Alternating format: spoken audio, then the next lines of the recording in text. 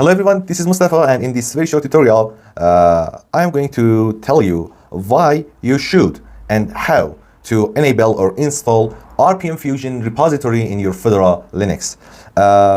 So, important things first, or first thing first. There is this URL, this fantastic website URL here.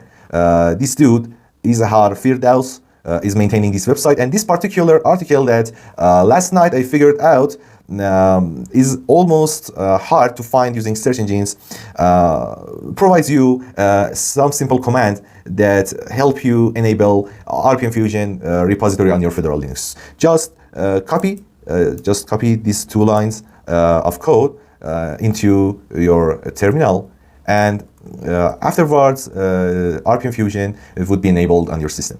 The main reason I decided to make this short video is my problem on Fedora Linux using VirtualBox. VirtualBox, I actually back then was installing VirtualBox from its official website maintained by Oracle. And after any major update, kernel update, VirtualBox stops working when you install VirtualBox from any sources, but not RPMfusion. When you install VirtualBox from RPMfusion, there is no problem, and when you don't, it has problems.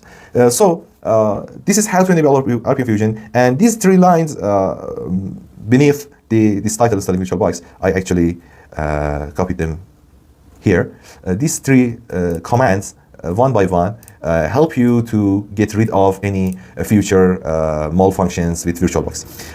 And the bigger picture behind the scene is some copyright issues that Fedora Linux maintainers have with USA government. I don't know about copyright stuff, and I'm not a copyright stuff expert. I just know that RPMfusion repository might be illegal in USA in some particular occasions.